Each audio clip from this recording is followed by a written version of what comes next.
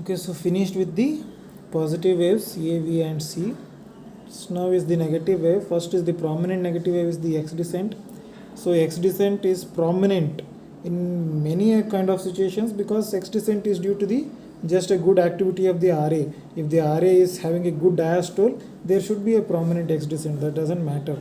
But we are discussing about situations where JVP is raised and there is a prominent X descent. This will be of our concern because JVP is raised, still the right atrium is having good diastolic capacity to get a prominent X descent. And these situations are like tamponade.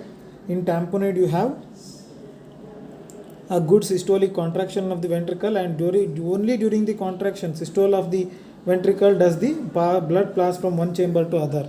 So during RV systole there will be passing of blood from RV to pulmonary artery. In the same time there will be a collection of blood from SVC to RA. So there will be a elevation of the JVP, still there will be a prominent X descent in CP in cardiac tamponade.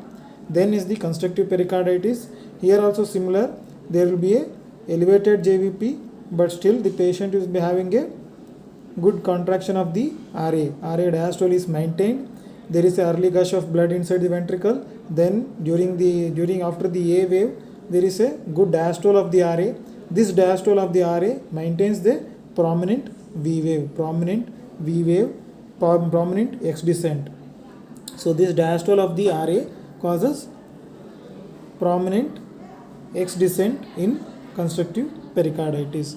The other situations are more common like RV ischemia, acute RV ischemia, okay, with good contractility of the RA, good contractility of the right atrium. Right atrial contractility is very much essential for X descent. Very important thing, right atrial contractility and diastole. The diastole of right atrium, as right atrial contractility is very much important for A wave, right atrial diastole or right atrial relaxation is very much important for X descent. So three situations, very important situations: cardiac tamponade, constructive pericarditis and RV ischemia with good right atrial dilatation or diastole activity. These three things are very important for a prominent X descent. Next is, where is X descent lost or blunted? Blunted X descent, as I told, the atrial dilatation, diastole is very much important. So it may be lost in atrial fibrillation and some situations like these things. And next is the prominent Y descent. So Y descent is very important.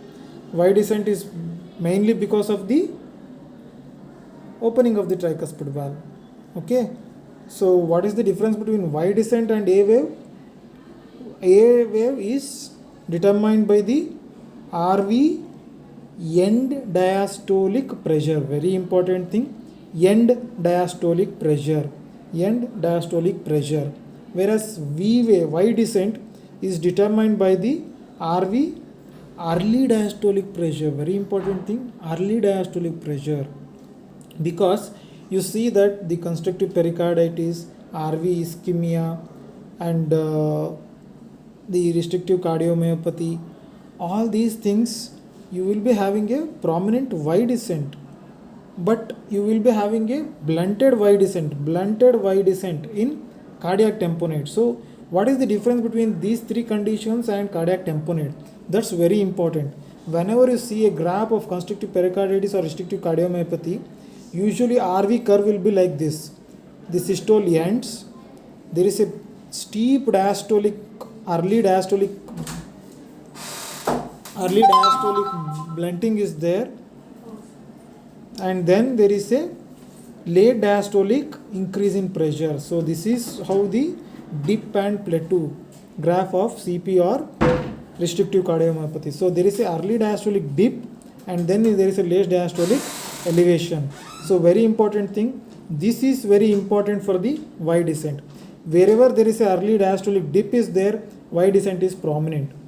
That's why constructive pericarditis, restrictive cardiomyopathy, all these things, there is a prominent Y descent. Similarly in tricuspid regurgitation also, in TR also, because there is a CV wave is there, the prominent Y descent will be there because gush of blood enters into the through the tricuspid valve into the ventricle during the early diastole. So early diastole of the ventricle, early diastolic ventricular pressure is very important for prominent Y descent. So why is there a blunt Y descent in tamponade?